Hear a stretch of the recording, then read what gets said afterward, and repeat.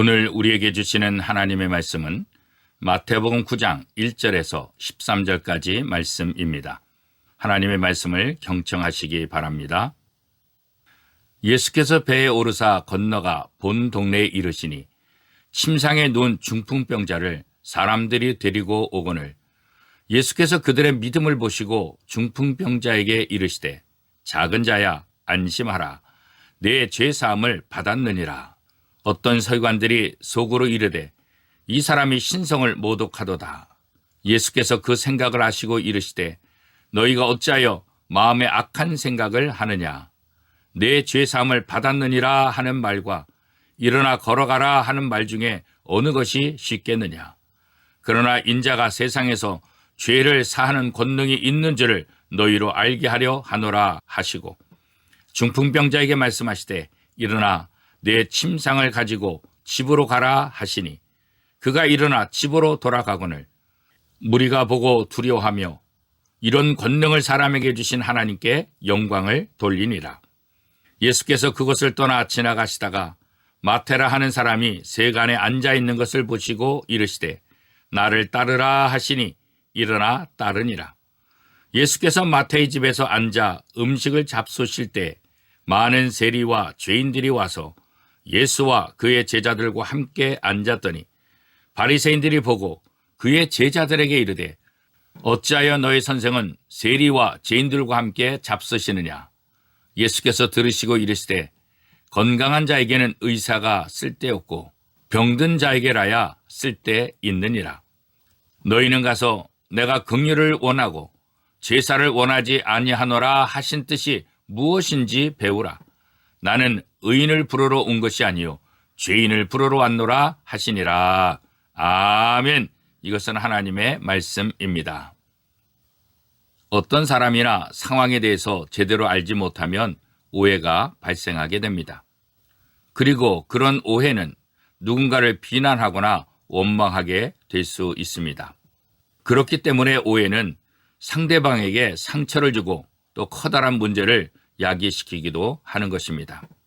오늘 본문 말씀에 보면 예수 그리스도의 사역에 대해서 오해하는 사람들이 등장하고 있습니다. 예수님을 알지 못해서 오해하는 첫 번째 무리는 바로 서기관들이었습니다. 어느 날 사람들이 침상에 누운 중풍병자를 예수님께 데려왔습니다. 예수님은 그들의 믿음을 보시고 병자의 죄사함을 선포하셨습니다. 현장에 있던 성경의 권위자들이라고 얘기하는 서기관들, 이들은 마음속으로 이 사람이 신성을 모독하도다라고 생각을 했습니다. 그리고 예수님을 정죄했던 것입니다. 예수님은 이러한 그들의 생각을 아시고 예수님 자신에게 중풍병자를 고치는 것보다 더 어려운 죄사함의 권세가 있다는 것을 알려주셨습니다. 서기관들이 예수님을 정죄한 이유는 예수님이 어떤 분인지에 대해서 알지 못했기 때문입니다. 서기관들은 예수님이 하늘과 땅의 권세를 가지신 메시아라는 사실을 몰랐습니다. 더 나아가서 죄를 사할 권세를 가지신 분은 이것도 몰랐던 것입니다. 지금도 세상에는 많은 사람들이 예수님이 누구신지를 알지 못합니다. 그러한 불신자들을 교회를 오해하게 되고 예수 믿는 우리들을 비난하고 정죄할 때가 참 많이 있습니다. 오늘 본문에 예수님을 오해한 두 번째 무리가 나옵니다. 그들은 바로 바리새인들이었습니다. 예수님은 세간에 앉아있던 마태를 제자로 삼으셨습니다. 그리고 그의 집에서 함께 식사를 하셨습니다. 마태 집에는 여러 손님들이 있었습니다. 그 손님들 대부분은 마태와 같이 세리이고 아니면 죄인들이었습니다. 이 모습을 바라본 바리새인들은 예수님의 제자들에게 말했습니다. 도대체 왜 너희 선생은 세리와 죄인들과 함께 식사를 하느냐? 그러면서 예수님의 행동을 비난을 했던 것입니다. 그때 예수님께서 말씀하셨습니다. 의사는 건강한 자에게는 필요 없고 병든 자에게 필요하다. 예수님이 필요한 사람이 누군지를 분명히 말씀해 주셨던 것입니다. 바리새인들은 예수님이 이 땅에 오신 이유를 알지 못했습니다. 그렇기 때문에 예수님의 사역에 대해서 오해를 하게 되었던 것입니다. 그러면 우리가 예수님을 오해하지 않으려면 어떻게 해야 할까요? 다른 것 없습니다. 예수님이 누구신지 올바로 알아야 합니다.